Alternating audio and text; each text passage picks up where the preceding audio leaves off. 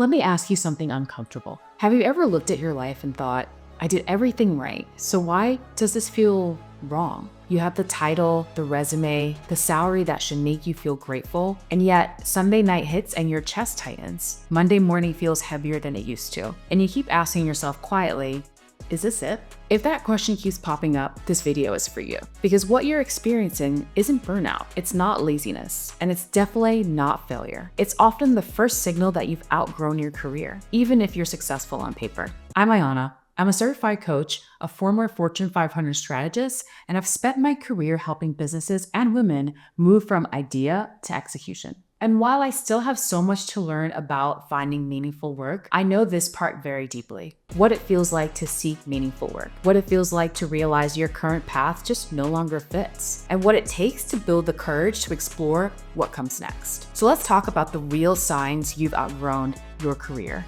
Backed by research, not by vibes. Here's why this moment is so confusing for high achievers. We're taught that dissatisfaction only happens when something is wrong, but research shows the opposite. According to Harvard Business School, career dissatisfaction often peaks after achievement, not before it, when growth plateaus and learning slows, even if compensation continues to rise. So if you feel stuck after doing something the right way, that's not a contradiction, it's a pattern. Now let's walk through the signs. This is the first and most overlooked sign. You're not challenged. You can do your job almost too well. You're on autopilot. You solve problems faster than anyone else, and you're just rarely stretched. According to MIT Sloan research on career motivation, learning velocity, not pay, is one of the strongest predictors of long-term career satisfaction. When learning flatlines, motivation follows. Translation: if your role no longer grows you, your nervous system knows it, even if your LinkedIn does it.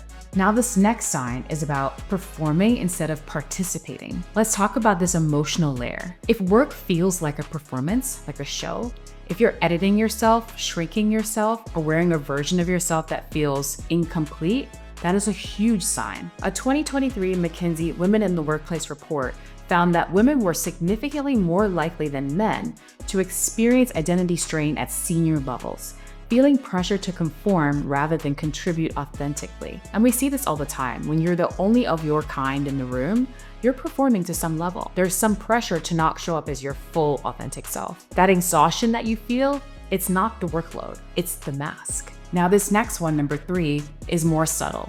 Your success just doesn't feel like yours. You hit the milestones and feel nothing. You get praised and you feel detached. You're rewarded by your bosses, but not fulfilled. Psychologists call this achievement alienation, when external success no longer aligns with your inner values. According to self-determination theory by Deci and Ryan, meaning comes from autonomy, purpose, and mastery, not recognition alone. So if your wins feel hollow, it's not because you're ungrateful, it's because your values have evolved. The wins are no longer enough. This is a great one. Sign number 4, you're fantasizing about something else constantly. You're wishing you weren't there. Pay attention to those daydreams. If you're imagining different work, different hours, different ways of using your skills, that's data. According to Gallup, 60% of professionals who later changed careers report that they were mentally elsewhere for over a year before taking action. Daydreaming isn't distraction. It's your intuition prototyping another life. That brings us to sign number 5. You feel overqualified, but undervalued at the same time. It's one of the most painful combinations. You know you bring more to the table, you see problems that others don't, but your impact is capped by hierarchy, politics, or permission. Research from Princeton's Behavioral Science Lab shows that perceived lack of agency, not the workload, is a leading indicator of disengagement among high performers. You're not asking for ego validation, you're asking for range. You can't push farther than your leadership.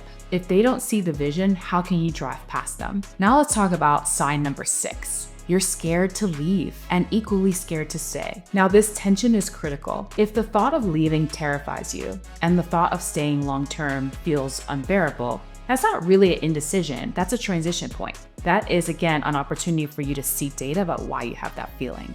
According to Stanford's adult development study, major fulfillment shifts often begin with a period of productive discomfort where neither option really feels safe. You're in the in-between. And it's not a problem to solve, it's simply a threshold that you'll be crossing. Now, let me be clear. Outgrowing your career does not mean that you need to quit your job tomorrow, or that you failed, or that you're wrong to choose this path. It means you're developing a capacity and your environment hasn't kept up. Growth creates tension before it creates clarity. It happens in every part of our lives. So here's 3 things I want you to take with you. 1, discomfort after success is often a signal, not a setback. 2, you don't need a dramatic exit to honor your growth. You can do this incrementally. Meaningful work is a journey. It's not a job title. If this video put words to something you've been feeling but couldn't quite name, that matters. And if you want support exploring what professional independence could look like for you without the pressure, without the labels, that's the work that I do. Subscribe, stay close, and remember, you're not stuck because you're incapable. You're stuck because you've outgrown what once fit. And that's not the end, it's the beginning.